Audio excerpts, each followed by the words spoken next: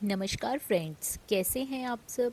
आशा करती हूँ सभी बहुत अच्छे होंगे। मैं पूजा वेलकम करती हूँ आप सभी का आपके अपने यूट्यूब चैनल अंकित वास्तु ज्ञान में। फ्रेंड्स, आज मैं आपको इस वीडियो के माध्यम से महात्म्य कथा के 17वें अध्याय का श्रवण करवाने जा रही हूँ। कथा के अंत तक ज़रूर बने रहें ताकि आपको भी पुण्य फलों की प्राप्ति हो सके, आपके घर परिवार पर भी श्री हरि विष्णु की कृपा सदैव बनी रहे।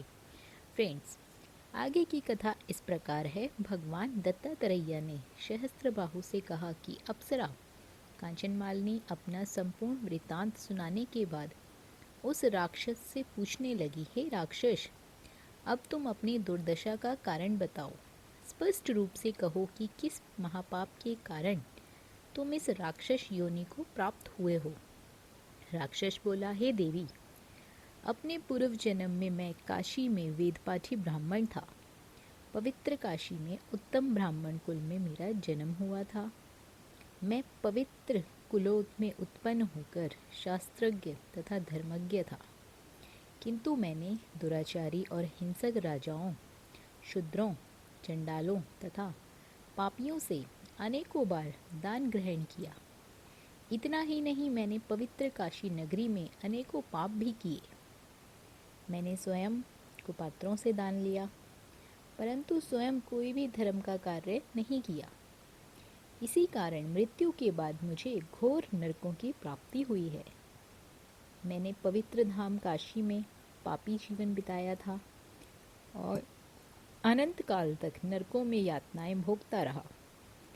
अपने पूर्व जन्मों के हाल बतलाते हुए राक्षस ने आगे कहा, हे देवी, नरकों के भीषण दुखों को भोगने के बाद 2 बार गिद्ध के रूप में, 3 बार व्याघ्र के रूप में, 2 बार सर्प के रूप में, 1 बार उल्लू के रूप में तथा 9वीं बार शुक्र योनि में मेरा जन्म हो चुका है।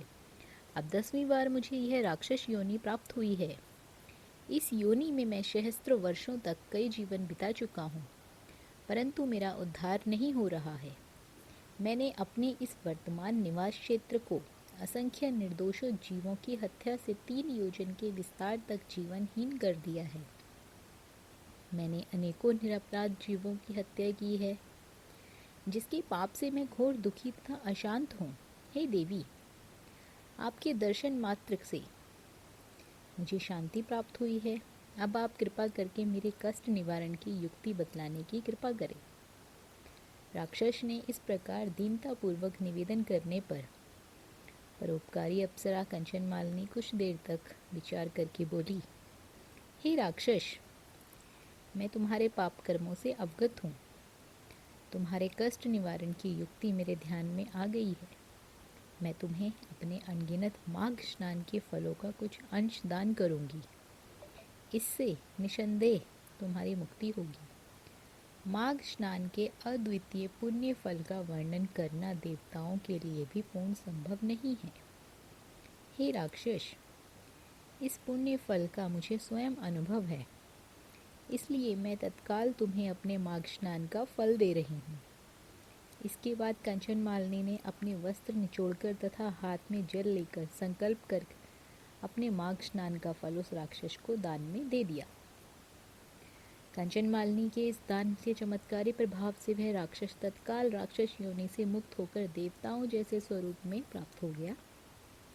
उसी समय देव योनि प्राप्त कर चुके राक्षस को स्वर्गलोक ले जाने के लिए एक दिव्य विमान आ गया। प्रस्थान के पहले नतमस्तक होकर उसने कंचनमालिनी से कहा, हे माता, आपने पापों तथा दुखों से मुझे मुक्त किया है। अब मैं ऐसे शुभ कर्मों का वर्णन आपकी पवित्र वाणी द्वारा सुनना चाहता हूँ, जिनको करने से सदैव के लिए नरक यातना से मुक्ति मिल जाती है। दिव्य शरीरधारी राक्षस द्वारा निवेदन करने पर कंचनमालिनी ने उसे उपदेश देते हुए कहा, हे सौम्य, स्वप्न में भी जीव हिंसा नहीं करनी चाहिए, काम को वश में रखना चाहिए तथा कभी भी पर स्त्री गमन नहीं करना चाहिए। सदैव ही भगवत भजन तथा धर्म कार्यों में लीन रहना चाहिए। कभी किसी की बुराई नहीं करनी चाहिए, निंदा नहीं करनी चाहिए। हमेशा सत्य सद्भाषण करना चाहिए। तुम्हारे स्नेह तथा श्रद्धा के वशीभूत होकर मैंने तुम्हें जो धर्म का उपदेश दिया है, इसे सदैव ध्यान में रखकर मनसा वाचा करना, धर्मलीन बने रहना तथा भागवत भजन करते रहना, इसी में तुम्हारा कल्याण होगा। कांचन मालिनी का उपदेश सुनकर वह देवकायाधारी राक्षस बोला, हे भद्रे, आपका सदैव कल्याण हो, आप सदैव सुखी तथा प्रसन्न रहें। जब तक सूर्य चंद्र स्थित हैं, आप कैलाश पर्वत पर निवास करती हुई महादेवी पार्वती जी तथा शंकर जी की कृपा प्राप्त करते रहें।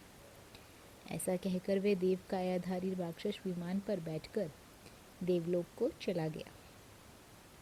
अप्सरा कंचन मालिनी भी आकाश मार्ग से कैलाश पर्वत पर चली गई। हे राजन, जो भी श्रद्धालु इस अध्याय का भक्ति पूर्वक सुनेगा, वे सभी पापों और संतापों से मुक्त होकर सद्गति को प्राप्त करेंगे। उनको स्वप्न में भी कोई दुख नहीं होगा, प्रेत बाधा से मुक्त होकर जीवन भर धर्मलीन बने रहेंगे। तो फ्रेंड्स, ये था कथा का 17वां अध्याय। अगली वीडियो में मिलेंगे आगे के अध्यायों के साथ। आशा करती हूँ ये कथा कहानियाँ आपको ज़रूर पसंद आ रही होंगी। चैनल पर यदि आप पहली बार आए हैं तो चैनल को सब्सक्राइब अवश्य कर लें। इस तरह की जानकारियों के लिए बेल आइकन के बटन को दबा लें, ताकि हमारी आने वाली वीडियोस की नोटिफिकेशन सबसे पहले आपके पास पहुंच सके। बने रहिए आपके अपने YouTube चैनल अंकित वास्तु ज्ञान में। धन्यवाद।